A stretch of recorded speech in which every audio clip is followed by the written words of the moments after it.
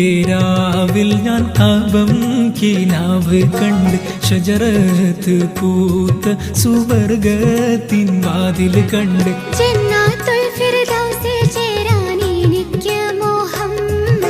ഹൗലുൽ കൗസർ കുടിക്കാൻ എനിക്ക് ദാഹം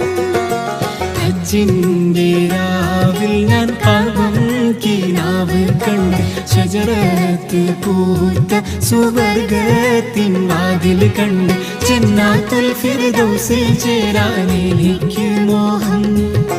ഹൗലുൽ കൗസർ കുടിക്കാൻ എനിക്ക് ദാഹം